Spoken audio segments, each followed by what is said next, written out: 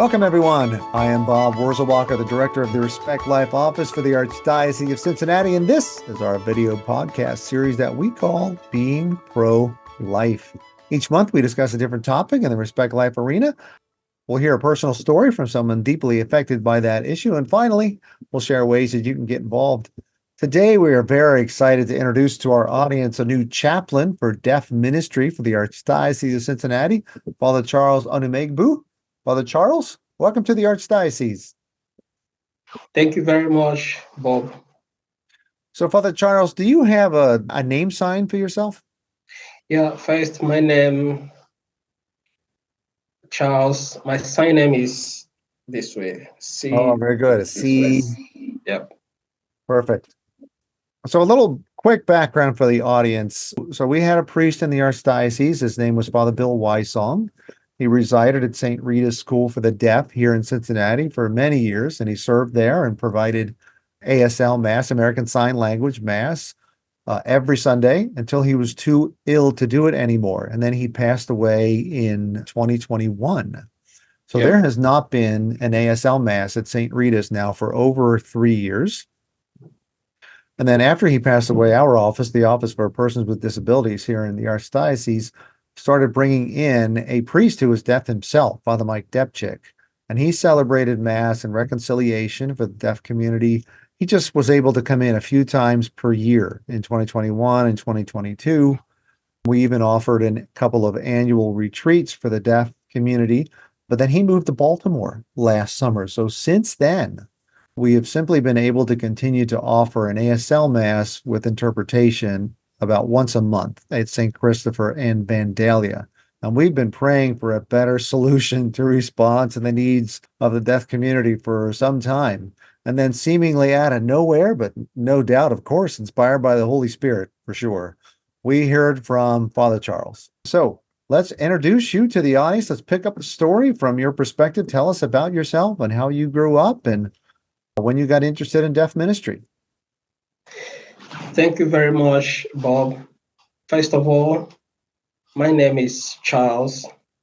It's my sign name. I come from Nigeria. It's sign for Nigeria. And I have a very big family of 11. I happen to be the last in the family with 5 sisters and 6 brothers. So my story growing up as a kid was very interesting because I used to watch a TV program where there was a woman professor who every Sunday teaches on TV science. So I got interested. I was so surprised to see the woman sign on TV. So I joined the junior seminary, and became that's high school. So the story is very interesting because after my high school, I then I entered the university to study environmental engineering. Then several times I met with the nuns of the Daughters of the Providence for the Deaf, who came from Italy in my diocese to construct a new community. So one of the nuns was Sister Maura. The other was Sister Claudia. All of them were Italians. One saw me and said, "You look like a seminarian." I said, "Yes, before I was a seminarian, but now I'm studying at the university." She said, you can become a priest. I said, never mind, I don't have any intention of becoming a priest. She now said, there in Italy, they have a family of about 10 children. 3 became priests, 3 became nuns, and the others got married. I was so shocked because it was difficult for me to believe that, yes, in a family like that, there could be about 3 priests. I said, okay. He said, please write an application letter. I'll bring it to Italy and give it to the priest who help us, the deaf also. I did. So finally, she brought my letter to Italy, gave it to the superior of a congregation by name, Little Mission for the Deaf. This is the sign, Golandi Mission for the Deaf. The priests were very happy because now they have new seminarian. Finally, I was sent to the Philippines to study philosophy, then my novitiate, and finally to Italy to study theology. So this is the story so far about my life. Then I became a deacon in Italy. Then finally, in 2016, I became a priest for the deaf. So, Father Charles, I don't think you shared the reason why you were not thinking at all about being a priest is because your brother was already in the seminary and you didn't think you could have more than one priest in a family. That's why she told you about the big family, right? That's true. That's true. Right. Yes, because I have an elder brother who is also a priest. So I said, in my family, we can't be 2 priests in my family. Then the nun sister Maura said, no, no, no, you can. Because in Italy, there is a family with 3 priests, and one of the 3 priests became even a bishop. My father's family, my grandfather is the oldest of, I don't remember, I think maybe 14 children, and 3 of them became sisters in my own father's family. Okay, so you became a priest. Your brother is a priest as well, and you joined a religious order that served the deaf in Italy. Yes. Okay, so then what year was that, and how long were you serving with that before you came to Cincinnati? First of all, I went to the Philippines when I was 24 years of old. Yes, 24 years as a seminarian. So now I'm more or less 40 years. So you know how many years I've worked with the deaf. So when I was 24, now 40 years. So I've lived my life with the deaf, teaching catechism at high schools. Then finally, when I became a priest for the deaf in Italy, I continued with my catechism, sacraments, my life with the deaf. Because I arrived Cincinnati on the 24th of January. So tell us about that. What happened that made you start thinking about coming somewhere else? Okay, what happened in my congregation was because of the fact that our priests in Italy the numbers were so small, and we have only few priests, I mean, few priests in the world. So the Vatican, is a sign of Vatican, the Vatican wrote to our congregation to look for other congregation to join, maybe a congregation that has the same mission, apostolate with the deaf. But we looked, and there was no congregation very close to that has the same mission with my own congregation. So the only congregation was the Congregationists. So we had a dialogue with the Vatican commissioner who came to talk to all of us if we want to join their own congregation, or maybe look for other congregations or diocese. I decided, okay, I'm going to maybe join a diocese that has the same maybe deaf apostolate, deaf mission. But the first time I checked on internet, I wrote on the internet, school for the deaf or diocese with a deaf apostolate.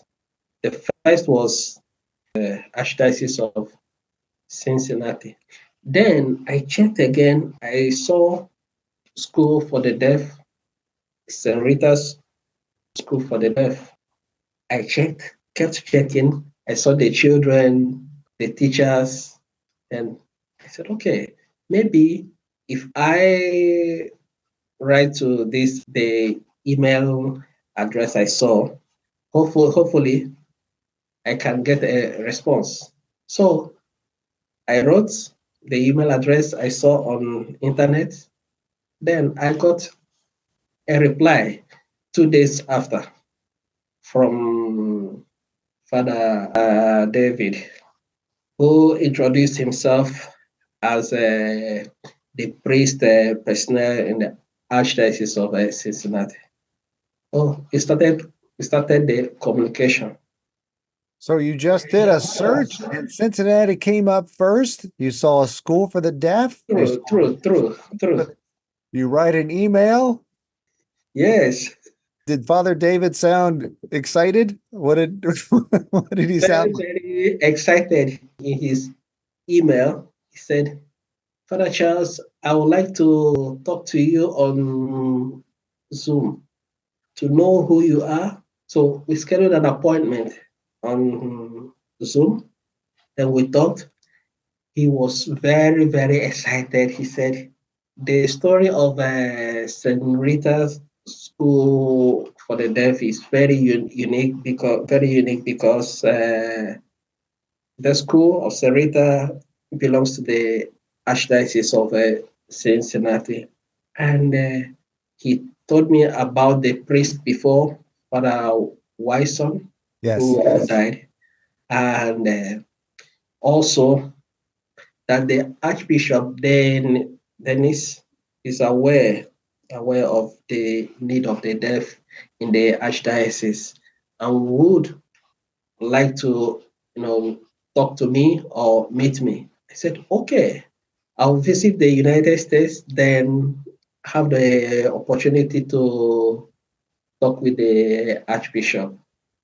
Last year, I visited, then had the opportunity to talk with the Archbishop, Father David, then Lisa, then Bob, and other deaf at the church here in Cincinnati. Right. I remember that I received an email from the Archbishop last spring, I guess, of 2023 saying heard from a priest in Rome who born in Nigeria who knew ASL and wanted to come to Cincinnati. I couldn't believe it. I was so excited. Lisa and I, we came to this meeting. We invited the deaf community to come as well because we wanted them to meet you. And we also, I mean, I didn't know, you said you knew ASL, but you hadn't been in the United States, right? So I just wanted to be sure that your version of ASL was understood by the deaf community here, and it was. They had no problem understanding you, but that was important, right? Just to make sure. And they were so excited, and we started the paperwork to bring you to the United States. And that took a little while because that was last June, and you arrived here, as you said, on January 24th. Now, here at the end of February, we record this at the end of February. You've been here about a month, and we're still trying to get your social security number. Yes. A lot of things are dependent upon you getting your social security number. So Yes. you don't have a driver's license yet. We still have Mhm. to drive you around, but soon you will be free to do all these things. So the very first thing, we restarted those masses at St. Rita's School for the Deaf and at Yes. St. Christopher. So tell us about those masses you're doing now. First of all, I lived in the Philippines for 5 years as a seminarian, then transferred to Italy. And in Italy, we use the sign list. In Italian, lingua segni dei sordi. What it means, language or sign language for the deaf in Italy. So my ASL together with Liz has really helped me. But coming to the United States, definitely I have to like erase my list. And my first day with the deaf, it was so difficult because I want to sign one word in ASL, then Liz comes in. But I tried, continue to do my best to make sure that at least I was able to celebrate the mass that day. Very interesting because all the time I've been a priest, I use list. Only when I go to Nigeria for maybe holiday, I meet the deaf there. I celebrate the mass in ASL. So now that I'm here at St. Rita, I have tried to switch over to ASL because wherever you are, the language of that particular place helps you to communicate very well. Now, at the first time at St. Rita's, it was very interesting, very surprise for me because I met about 35 deaf. The first Sunday, I celebrated Mass. Then I went to St. Christopher last Saturday. I also met some group of deaf. Hopefully, we can, improve both my ASL, then also improve and helping the deaf in the Archdiocese. In addition to going out and here, for confession and mass on Saturdays and Sundays, what are some of the other things you're hoping to do and reach out with the deaf community? First of all, I hope to organize catechism for the deaf because I know in the deaf culture, if a deaf doesn't see any priest or interpreter, the deaf will just stay at home. So I want to make sure that at least the deaf can know again their catechism, can go to church, then retreat, um, seminars, so many activities for the deaf. I hope to, help to bring it back again in the Archdiocese here. All right. Well, I know a retreat is coming up, but we do have, because we already had it scheduled. We have Father Sean from Boston. He's a deaf priest in Boston. He's coming out to do a retreat for the deaf community in a few months, and I know you will be there. But I guess after that, you'll be offering retreats and other things yourself. Yeah. What are some other things you're looking forward to starting and hoping to do with our deaf community here in Cincinnati? First of all, the deaf here and all over the world, the deaf, they love bonding, staying together.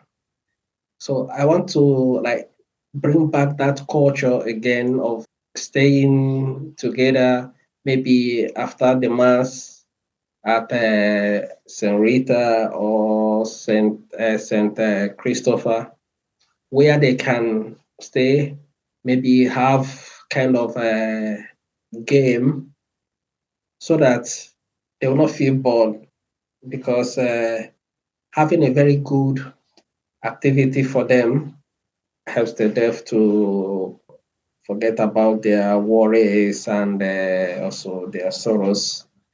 That's one. Then I also want to help the deaf here, both the ones in St. Rita and also St. Christopher, to develop this leadership attitude because if they can choose, for example, who is their president, then the secretary, they can start again their normal life. Because I know after the death of Father Wyson, it was difficult to gather the deaf. But now, my main worries is to first gather the deaf, then open up different activities which can help them improve in their daily activities. So before you arrived, we were really encouraged, at least every deanery, if not every family, to have somewhere in their family of parish or in their deanery a mass that has ASL interpretation, right? So that the deaf don't Yeah. have to travel so far to get the mass. So with you now here, it's great to have a priest, particularly for confession, right? So that the deaf can receive the sacrament of confession, because you really wouldn't simply offer an ASL interpreter to be in the confessional with you, right? So No, no. having the priest know sign language is crucial. The archdiocese is very large, so I would say we can't expect everyone who wants to attend mass to travel 50, 60, 70, 80 miles to go to wherever you happen to be every week, right? They should be able to find a much closer mass. So it's still important to offer every Sunday a mass with at least ASL interpretation scattered throughout the archdiocese.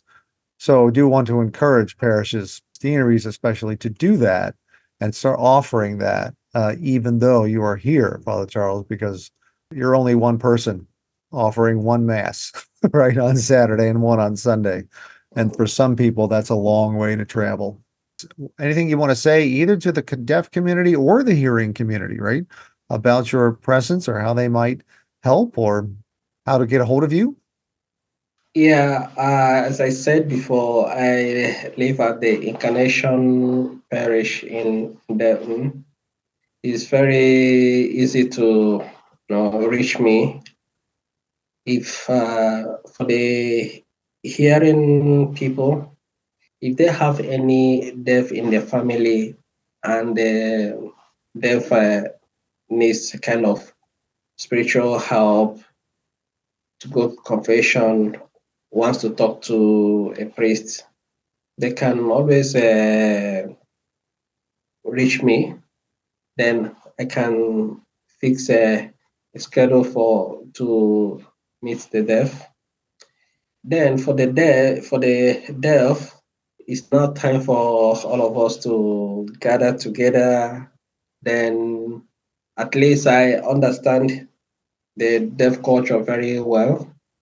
Then try to see how we can, trust each other, then develop and also build a very, very nice deaf community with good deaf culture in the archdiocese. It's very, very, very important for me that the deaf here feel very happy that now they have a priest who can understand them, who can listen to them, and above all, who can celebrate mass for them. So, what is the easiest way for a deaf person to contact you? I will leave my cell phone number in the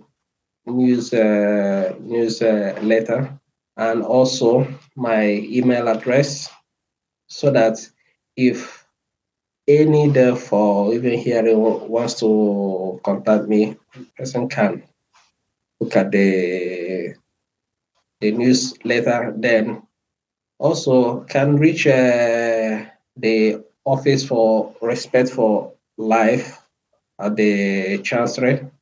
So it's very easy for me to contact me.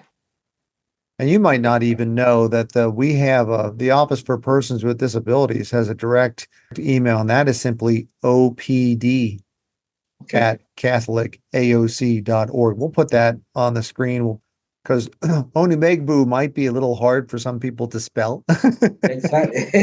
True. Until you have that in your computer. OPD at catholicaoc.org. That's the Office for Persons with Disabilities email address. That will get to Father Charles as well if you want to get a hold of him. All right. Well, thank you, Father Charles, for your answer to the call, for trusting the Lord and bringing you all the way to Cincinnati to continue serving the deaf. We are so excited to have you here in the Archdiocese. Any last words you want to say to any of us about what you're hoping to do or how people can reach out to you? For me, whoever wants to maybe meet me or talk to me can always maybe or send me email, maybe call me on phone 326467468 That's my cell phone number.